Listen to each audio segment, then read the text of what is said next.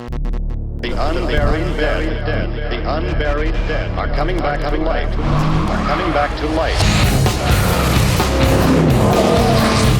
My name's Mark Warman. I'm Darren Kirkpatrick.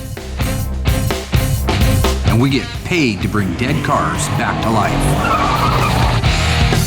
We work with my best friend Royal and my son-in-law Josh.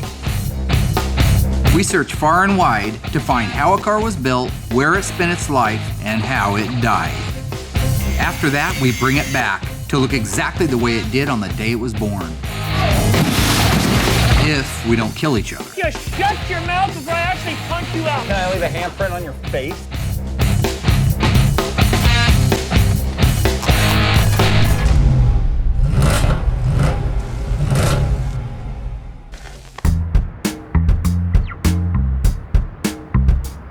So I came back across the street from getting some breakfast, and Mark was rummaging through a Mopar collector's guide, just looking at new vendors and, you know, all that kind of cool stuff. What's up, Gomer? What are you reading? They're reproducing the valve covers. AMD is making those valve covers that we look everywhere for. These. Nice. I mean, we've spent hundreds of dollars for the right ones, and they're usually caved in and beat up. And Then all of a sudden he started asking me and quizzing me questions on the VIN tag. JS29V0B. JS 29. Juliet, Sierra 29 Victor 0 Bravo.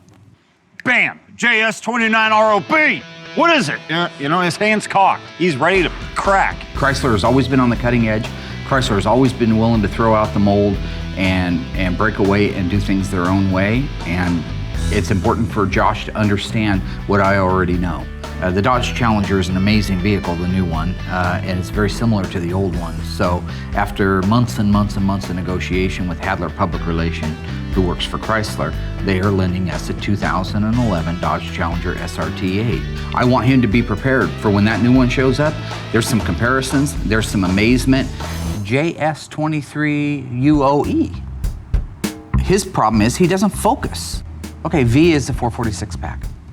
Okay. Okay, so if I tell you I have a JS29R0B, what do I have and where was it made?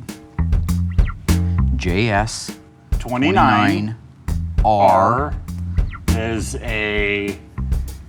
It's very important to learn this stuff. If he doesn't learn it, he's not gonna know or appreciate the things that I do. Who am I gonna pass the torch on to, Haley?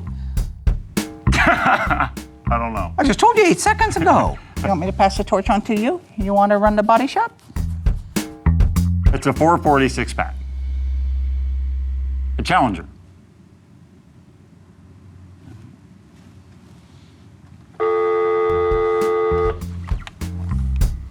God damn it, Mark. Cut me some freaking slack. Yes, one of my employees has just had a stroke. Would you please send an ambulance and a hearse? What kind of car, what engine, and where was it made? I don't know where it was made. R is not Hamtramck, Michigan. Where is it? I don't remember. As soon as possible, please.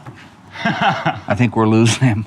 He's being condescending to me because I don't know these things. Give me a J. What is it? It's a Challenger. S. RT. 29. SE. R. 426 Hemi. Very nice. 0. 1970 Hamtramck, Michigan. There you have it. You know, I totally get what Mark's trying to do here. I do. I just don't understand why right now. When that Dodge Challenger rolls in here from LA, I don't want Josh to run out and jump up and down because it's black or shiny.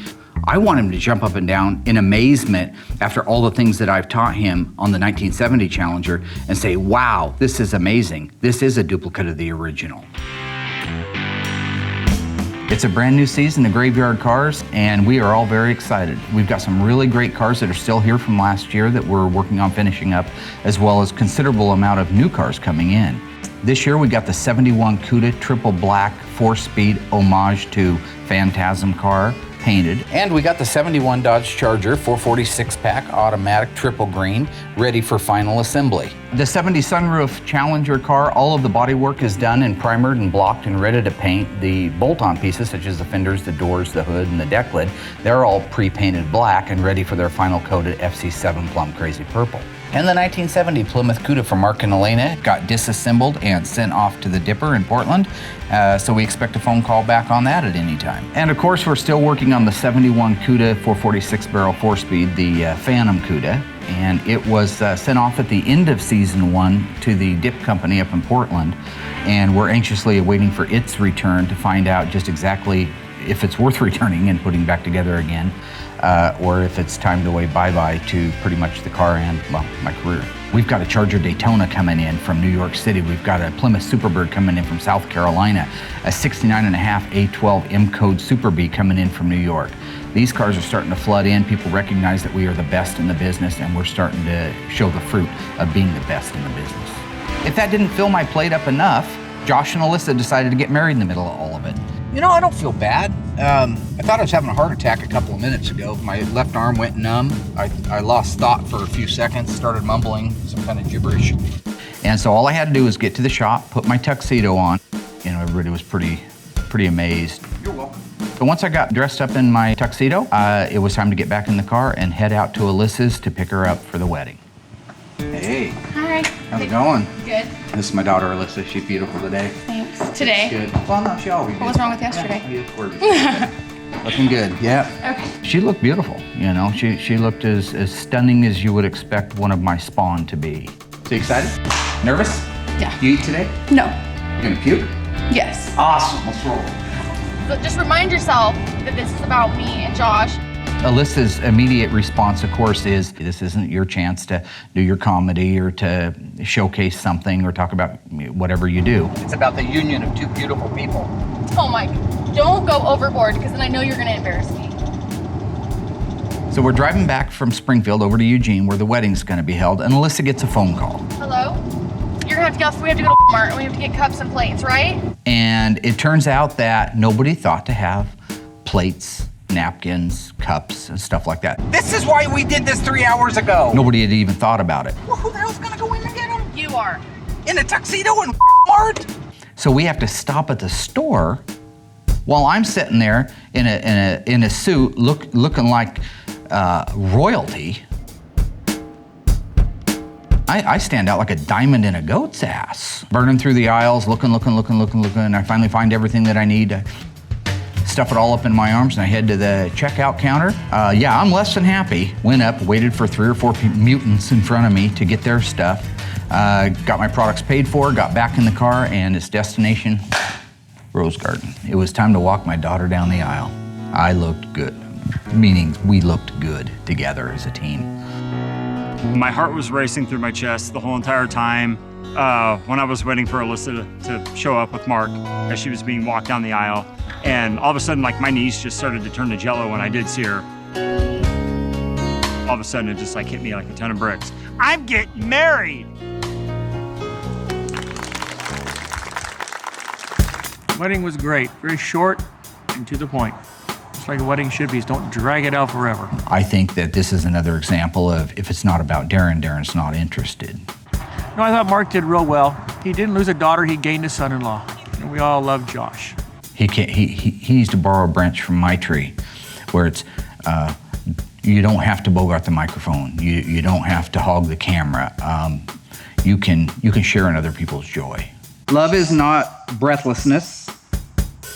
It is not excitement. It is not the desire to mate every second, minute of the day. My dad's a really tough person to be around, and he makes every situation about 10 times worse than it needs to be. It is not lying awake at night imagining that he is kissing every cranny of your body. What? Did y'all catch that one I did? Did you catch that? Is it rock? Is it? Is the best one? Yeah. He said it was the best one.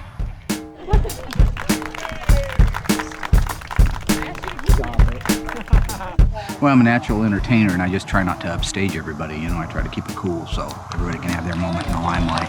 I'm just thrilled that they're married. I couldn't ask for a better thing to happen to a father.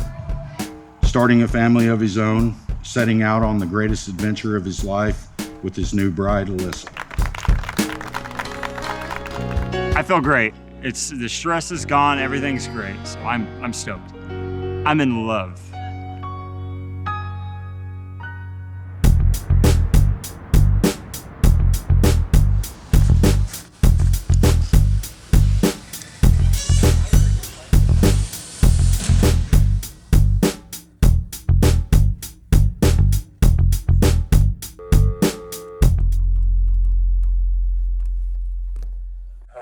Hey, the 71 just got back from Portland.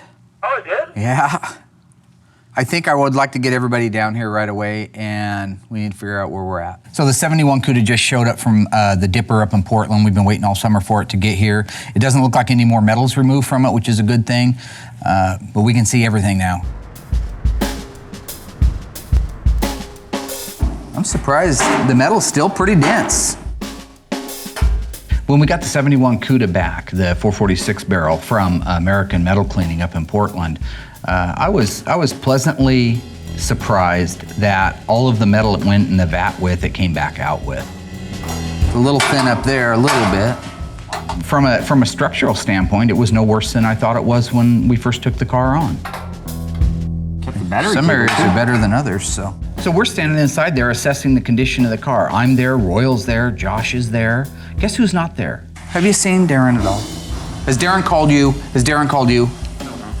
This is one of the things that I just hate about him. He says he's gonna be there, he's not there. He doesn't care. He puts no importance on anybody's stuff but his own. I figured you'd talk to him. No, he just doesn't return phone calls, that's his problem. So I'm searching around for Darren, the guys are searching around for Darren. We don't see him anywhere. We look out front, his car's there. Huh, that's weird. I tried calling him, no answer, but that's typical for Darren.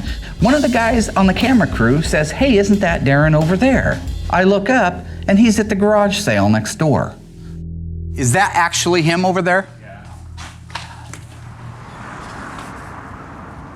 Hey, Darren.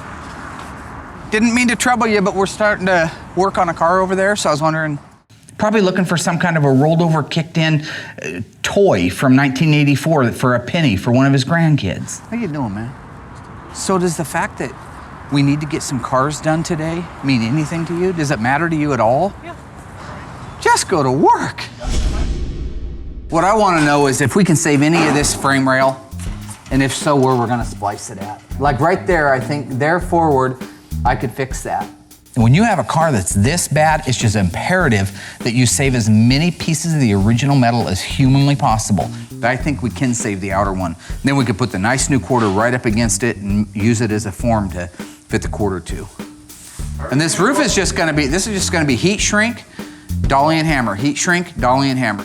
You know, after the car's been back now and I've had a little bit of a chance to look it over very carefully with good lighting and crawl around it, it's obvious to me that the car is a little bit better than I thought it was when I started. I was worried that when it came back, it would be worse. So I had put in my mind a lot worse of an imagination of how it was gonna come back. But now that it's actually here and all the paint's off of it, it's better than I had hoped. Did you find anything good in the car left? Truthfully. Well, this is going to be a very difficult car to repair. This car's got more wrinkles than a Shar-Pei. There's not gonna be anything left of the car that's original. You thought when it came back from the Dipper that all the metal would actually be straight again too. I honestly think Darren is trying to be a pain in the ass. Jeez, what a piece of junk. It's not too late to not start. I think he does know that the car is actually gonna turn out very well. I think that Darren is equally as happy as I am about the project. The car will look great, but what expands, not only mentally or physically, but what is it gonna do to the people that are working on the car? That's what I'm worried about. Anything's possible. Is the glass half empty or is the glass half full? Depends on how you look at it and how hard you're willing to make it work. The fact is, this car is very restorable, and yeah, it's a lot of time and a lot of money, but we're gonna do it. That's what we get paid to do. You may not like it, but that's what we get paid to do. Just yep. That looks mental, man. And leave a bruise on your forehead? That's coming out of somebody's chest. Cool.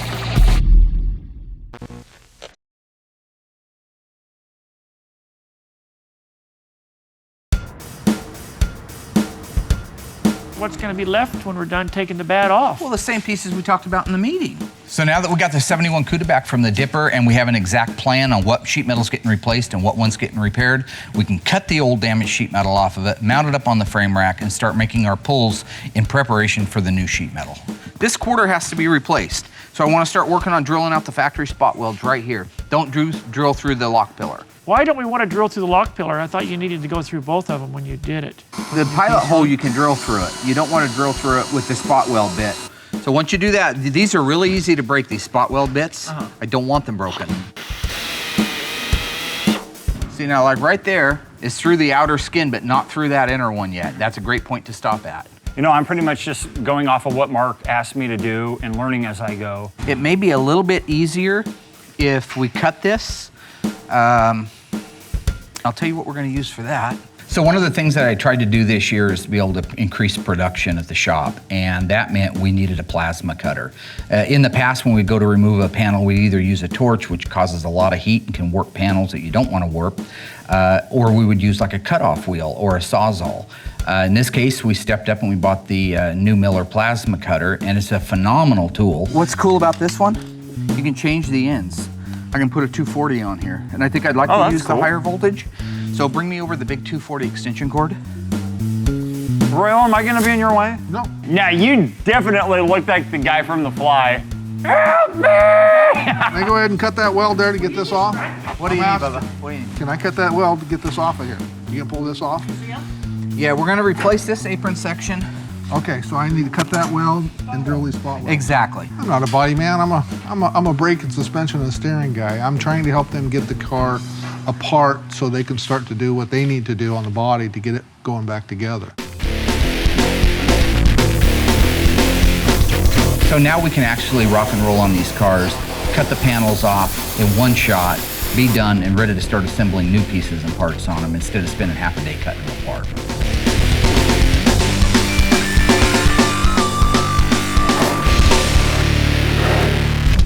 I think it's going really well today. We're making a lot of progress on it. Just took a few minutes to get the quarter off with the new equipment, so we're making a lot of ground up fast. We should have both quarters, wheelhouses, and front aprons off there in an hour or so. What about just a straight cut from... If you can cut right on it, that's fine, yeah.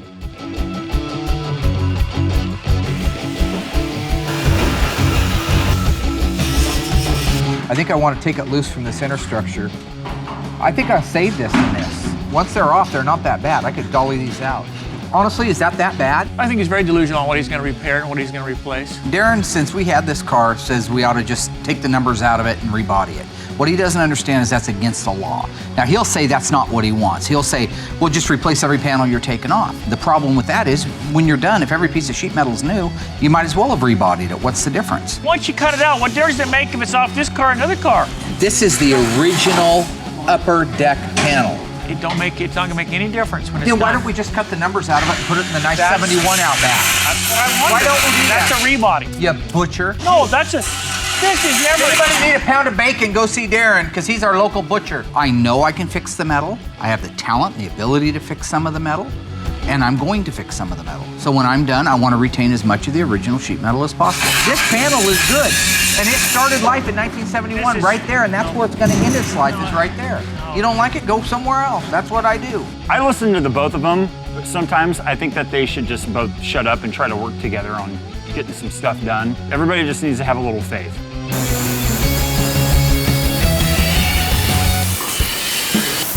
You know, I'm pretty much in the zone, just doing my own thing. And I take a break for a second and look up. It's like the 4th of July coming right at my face. If I wouldn't have had these on, I would have been missing an eye right now.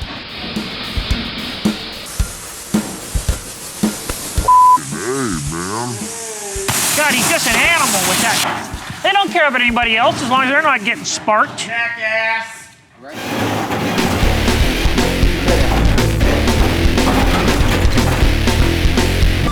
Yashid, 70 Dodge Challenger, factory sunroof. Give me the code, the alphanumeric code. I don't know exactly why Mark decides to start quizzing me right now about the Challengers whenever I got 2,000 things to do and he just wants me to stop. Give me the numeric code. I don't know the sunroof. I don't know the sunroof. Mark's on some kind of binge right now where I have to know everything about Challengers. Mark's on Josh about the Challengers because we're getting a new Challenger and Josh doesn't know about it yet. I don't understand. It's driving Josh crazy. 70 Challenger, rubber bumpers front. Are you asking the VIN? I'm asking for the alphanumeric option code. There's no rubber bump on a 70 Challenger, okay? It was all steel. It's only available in 71. Oh, okay. This is like one-on-one time that we've never had.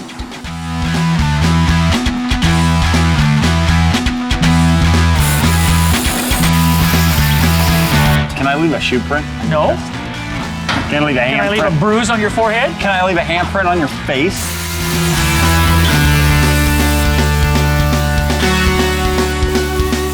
Something's gonna fall here. Oh my God, you're animals.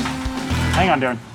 Come on. What's the problem there, I bought Nancy? you guys nice gloves. I bought you nice gloves. I bought you a lot of nice stuff.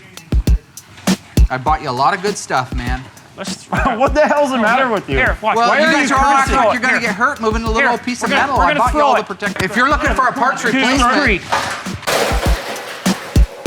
that's coming out of somebody's check. Cool. I don't mind that the guys like to have fun and play grab ass, but throwing a piece of metal inside of a shop's a really stupid idea.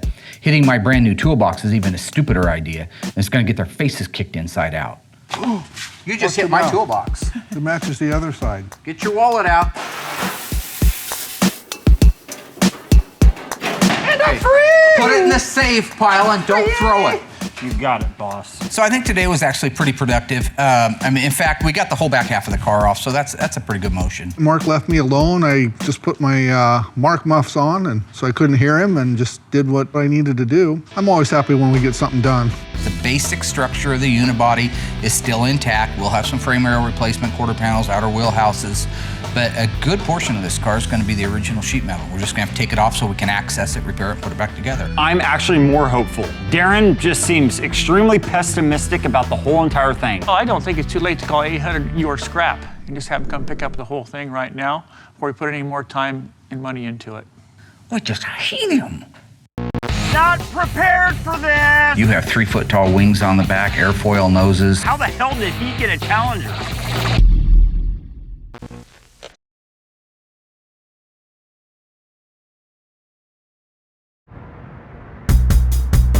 So the second Josh shows up, I immediately put him to work on studying the 71 Dodge Challenger factory shaker car.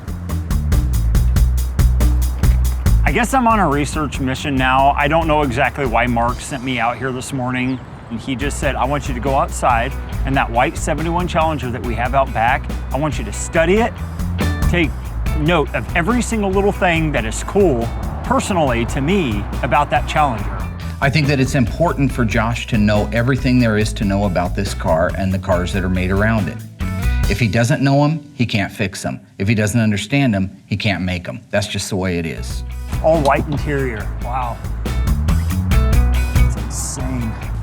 Rally dash, to have everything packed into 4 circles. Here you have your gauges for your fuel, your alternator, the temperature, and the oil pressure, and clock.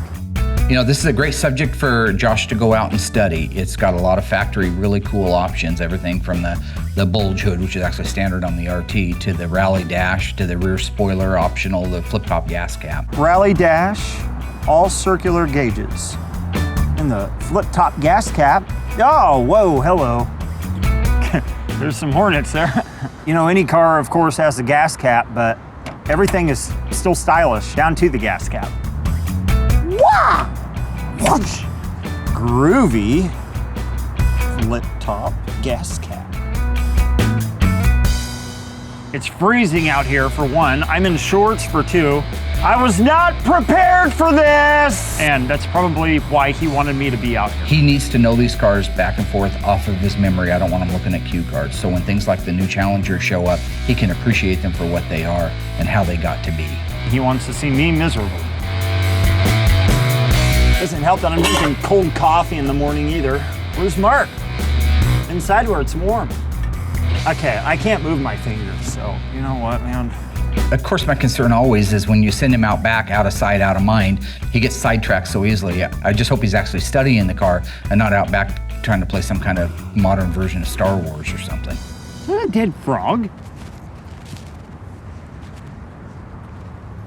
It's a dead bird or something.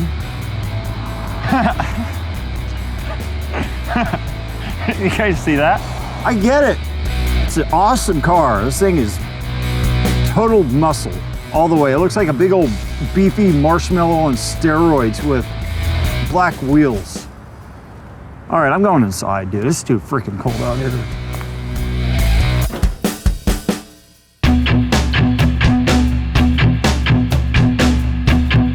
The Dodge Daytona is one of the coolest cars Chrysler ever built. It was their car to qualify at NASCAR. If you were going to build a car and race at NASCAR back in 1969, you had to make at least 500 street versions of the car that you'd like to race at the track. Most companies, that deterred them from getting too far out there with airfoils and wings, but you get into a Charger Daytona and a Plymouth Superbird, you have 3-foot-tall wings on the back, airfoil noses. They were an amazing testimony to how much a manufacturer believed in their product back in the day. So you have 2 left-hand headlight doors. Right. Hey, Three Stooges. Tom Partridge. Oh. Hey, what's up, man? Hey. I'm Tom Partridge. I'm from Angola, New York. Nice to meet you. Nice to meet you. Hi, how are you? I just wanted to come and see the shop and see, what you guys thought of the car and say hello. So Tom, the owner of the Daytona, flew all the way out from New York to visit with us and share really the story of his life. I always loved the wing cars. When I was a kid, I didn't know what they were. I just thought they were a big, cool car with a big wing. And I loved them so much that I was in this group with my dad called the Indian Guides. And we built Pinewood Derby cars, and I had him actually make me a Pinewood Derby car with a big wing on the back. And then a few years ago, I was thumbing through the internet and typed in Project Daytona, and this Daytona came up. No motor, no interior, but it's got the wing, it's got the rear window and the rear window trim, because I know those are, extremely difficult, if not impossible to find. This was something I didn't want to lose. So the day Tom showed up, we all went out to the shop and walked around his car, acclimated ourselves with what he knew about it. I think he was very informed when the day was over, and I certainly know I was. What we're seeing here is somebody's knocked that back out again. Oh, okay. This is all, at one point, was caved down. To get this quarter panel to buckle up like this and cause that, that frame rail would have been destroyed. After coming out here, seeing the awesome facility that's here at the shop, everything that they have, the way the guys joke and work together, all the guys are great. Josh, Royal, Darren, a little sketchy about him. But, the expertise, the knowledge, just in casual conversation, it's just amazing to me. So I'm just looking forward to the work and the expertise that Marks has to do this car for me. I'm excited. We're going to make his dream come true, and it's going to make my dream come true as well. It's not very often where you get to work on a real Daytona Charger. It's great to be part of such a neat project, be able to help somebody realize a childhood dream. And I guess in some ways, I think people will come up later and they say, well, you're the dream man. Your license plate should read the Dream Maker or something. So you can drive down the road and Dream Maker, like that. Yeah, I make dreams come true.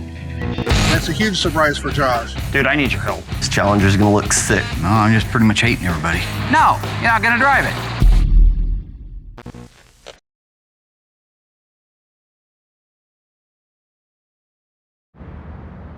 So it'd be nice if we could put them in a box and then put that box somewhere and mark it 71 Cuda 6-barrel. There should be something around here in the way of boxes. Why don't you brainless monkeys do that? I'll work on something that requires a mind. Not talking to me. Today we got to take the rest of the pieces off the 71 Cuda so we can get it up on the frame rack and start straightening the remaining portions of the unibody. Nice job missing that weld, by the way. Oh, I never touched that. Who did the pilot holes on these? I never touched them. Okay, I didn't touch them and you didn't touch them.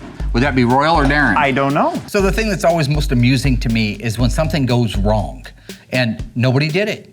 So in the case of the spot weld that is missed by 1/2 of an inch, Royal didn't do it, and Josh didn't do it, and Darren didn't do it. Whoever it is, they missed the actual spot weld. Just as humans, just as a contribution to humanity, they're not. They're a negative sign in front of humanity. He missed every one of the spot welds. I mean, do you know how difficult it is once that's missed to get that off of there? Can I make that shirt in any size besides whale? It's a big shirt, so what? You smell good today too, man. I do? Yeah. Thanks, man. Hold it. Go ahead, take it off there. Thank you. Buddy? Buddy? Here you go, hold on. Whoa! Whoa, what the hell just happened? Hello. What is that? I got to take a minute here. Because honestly, it blows my mind. That's screaming. Do that? What are you gonna do? Right. The box? Upper door hinge. No, I'm just pretty much hating everybody. I need to get those frame rails out of there. So, Should we just lift it up on the forklift?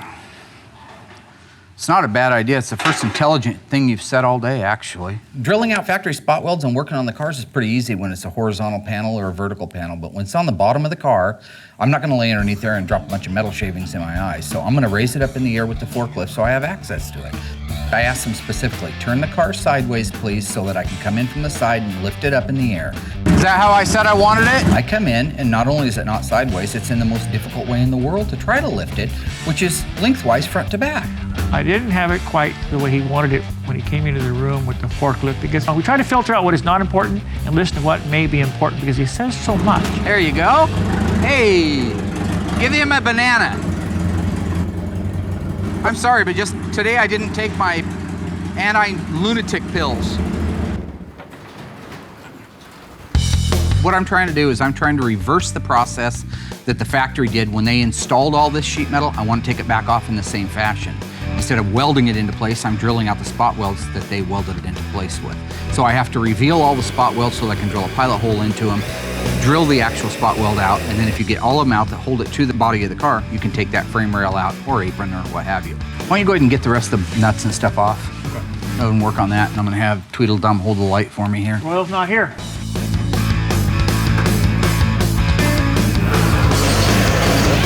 There's just a lot of spot welds. Everything holds it all into place. It's just a lot of work, monotonous work. Nobody wants to do that kind of work.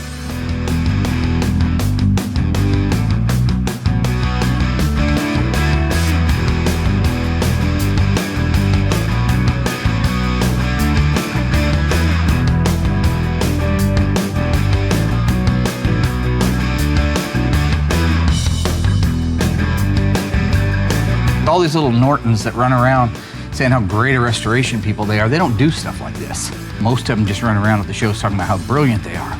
You give me one of these cars, I'll call a fraud Really? Well, I've hit it every time. Nice hook on your nose. Just yap, yap, yap, yap, yap, yap, yap, yap, yap. Where is he? Oh no, I don't know where Mark's at, so actually things are pretty peaceful around here right now. There you are. Dude, I need your help. What? I need your help. Is the shop burning down or what? No, no. I just need your help. Guess I Mark's gotta on go. me. Mark's drilling me about learning. The world's in danger. I gotta go. All right, we'll see you later. Obviously, Bye. I'm taking up your time. I'm coming to you for some help. Dude, Mark is just riding my ass about learning everything about the Challengers. Everything about the wheelbase, the paint, everything. Like, I need to learn this stuff, and I mean, I know you have a Challenger out back. It's just been sitting there, but I mean, Where would you like to start? Well, I don't know, Basics? Well, yeah, let's just teach me the foundation of it. Like, I just start from the ground up. Yeah, I think I'm pretty good authority on Dodge Challenger. It's easy to make mistakes and assume things of RT this or RT that, or what was standard, what was not standard. So it's easy to make a mistake. So I'm no expert, but I do know a lot. Here we got a 70 Challenger RT. Get them three ways. If you had an RT, get them three ways as far as the stripe's concerned. Stripe Elite, stripe on the butt, it's called the Bumblebee, or stripe down the side. So what was the first stripe? Stripe Elite, no stripe. Okay. Now, if I'm not mistaken, when this design first came out about the reverse light being in between the two taillights, Chrysler, Mopar, however you want to say it, had to go and petition or ask the government for permission to do this because it's never been done before. To put the reverse light in the middle between the two taillights, and they must have okayed it because that's how they made them. Oh, wow. So if you had a TA Challenger, what kind of a spoiler did you have? An all black? Well, it'd be one like this. Did not sit just sit flat on the trunk. Did not have any pedestals where it's set up on like an RT Challenger or whatever. It was called a ducktail spoiler. Okay. And that was only on a 70 TA? Yes. Yeah, we're going to give you a test, okay? You're going to give me a test? Yes. How do you tell a base Challenger or a non-RT Challenger from an RT Challenger? Well, it would say RT on the side. Am I correct? What if the badges were gone or the stripes were gone? Um, What's the one thing that's going to tell you what this car is, what it is? The VIN. VIN number. Good, good, good. Okay, just a 318, a 6-cylinder Challenger is going to be a JH23. Josh will be very excited to see the new Dodge Challenger. You know, to compare the new one with the old one, he's got a good foundation. I think he can look at the differences and the similarities of the new versus the old Dodge Challenger. I think he's a little overwhelmed. No, you're not gonna drive it. Might drool over himself and everything. How the hell did he get a Challenger?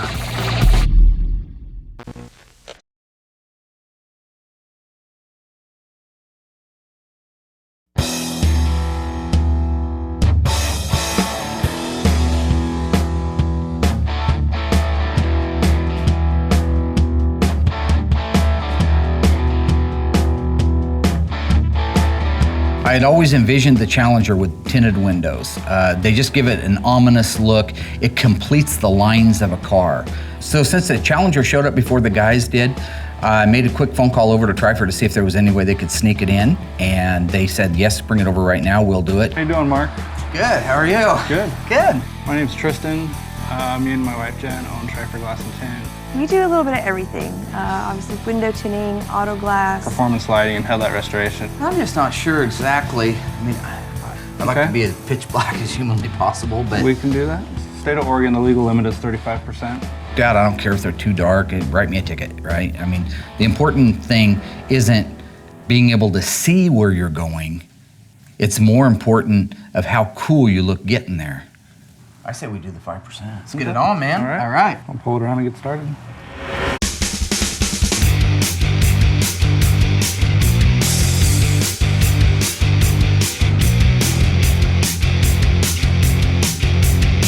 Five all the way around.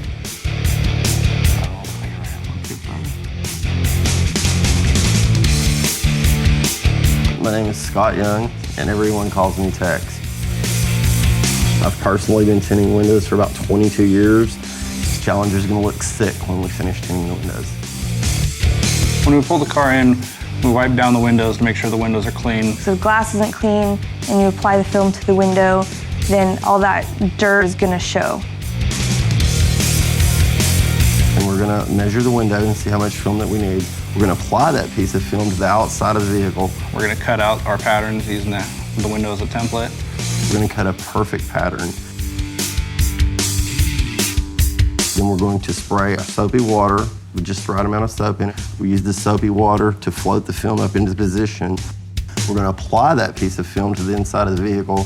We're gonna squeegee out the majority of the moisture of the water. We apply heat to make the film have the same curve as the glass that we're applying the film to conform that perfect pattern to that window specifically. Before any car rolls out of here, I walk around the whole car, make sure that it's absolutely perfect. Nobody lets anything leave the shop until it's done right. That end result has to be perfection. Nice shot, kid. You guys are good to go.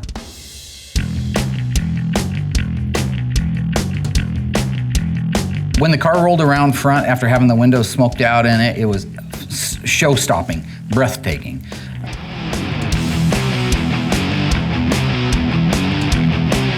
That looks mental, man. Oh my gosh. Oh, that looks great. Wow. It makes it look like twice as mean as it was before. Isn't that something? Unbelievable. Once again, it's another great example of why you have to have good vendors and good suppliers to be able to do a great job. It just is. I mean, anybody that's ever been in this business knows they can't do it all by themselves. Sweet thank you to the guys over at Trifer. They just rock, man. So once the windows were done at Trifer, I made a quick phone call over to the guys and let them know to be waiting outside for me when I pull up. I want them to see this thing coming around the corner. Well, I hear that Mark informed Darren and Royal that he wanted all of us to be waiting out here for him when he arrives. How long have you been He waiting? said, be waiting outside, and I said, waiting for a while. He said, just be waiting. For what? I don't know. He just said, be outside waiting, and I'll be there soon. I don't know what we're doing outside. Mark called a while ago on the phone in a big tizzy and said, hey, I want you guys to wait outside the shop for me. We're out here waiting on Mark. He went to pick up the Challenger from the having the windows tinted. Oh, I forgot. Is that what this is about? He's going to bring the Challenger and show it to Josh. Poor Josh, Mark's been riding him for a week and a half, just, really grilling him about learning about these cars. This past week, getting along with Mark's been, it's been good, but it's been really tough because he's so adamant on me learning about Challengers. Josh is trying to learn them. I think he's a little overwhelmed. Well, I think Josh would be just like a little child in a candy store. He'll probably drool over himself and everything. That's a huge surprise for Josh. We're going on what? Everything for himself. 20 minutes now. I've had enough. So Royal Darren and I are sitting down just talking, and all of a sudden we hear a loud engine revving up. I don't know. You're so idiot. Who's this?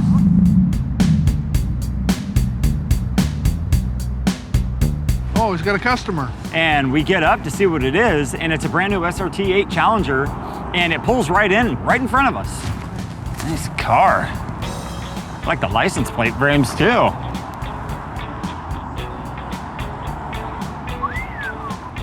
Pretty. Oh my gosh. What the hell are you doing, Know what I'm talking about, fool? That's what I've been telling you about. I didn't know. Is that yours? No way. That's yours. Yeah. Well, This is yours? Ours? This is ours? It's mine. It's ours? Sick. It's crazy. How the hell did he get a Challenger? When Josh first saw the Challenger, he was pretty excited, just walking around it and looking at it, and then I began to see that the homework I had him doing in the last few weeks was beginning to pay off. Damn, man. Do you see any similarity? Wow. That's what I'm teasing about. It's old, but it's modified new. He was making notice of things that he would have walked right past before if he didn't know that those were factory options. And here we are with a car 40 years later with all those factory options on it. I can definitely see why Mark was pounding me so hard about learning about the Challengers now. The older Challenger and then the newer Challenger. They both have so many similarities. Oh, that's awesome. Looks almost completely identical. They got the single reverse light, they got the rally dash. Yeah, it's got all the circles right in the rally dash, just like the original. It's got a sunroof, which was optional back then. It's got the bulge hood. It's got the Hemi emblems on the hood. It's got the emblem right there too. It's got the ducktail spoiler. It's got the same style line. The flip-top gas cap, no bee's nest in this one.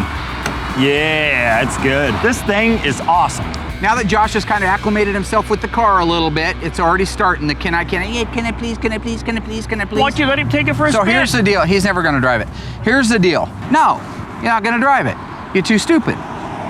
You're too tall. You're weird. You have a strange body, right?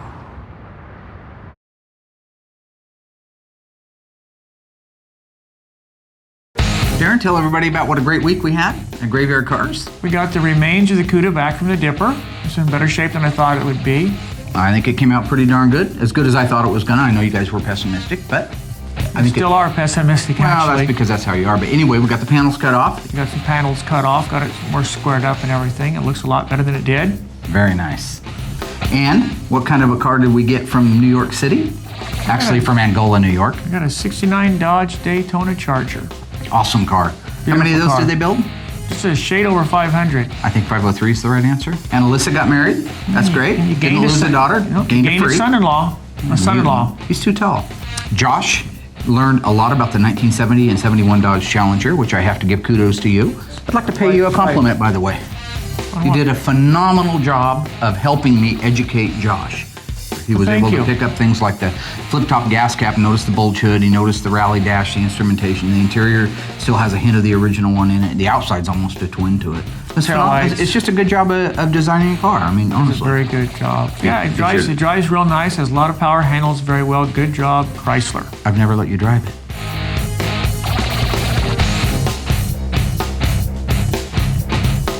That you know of.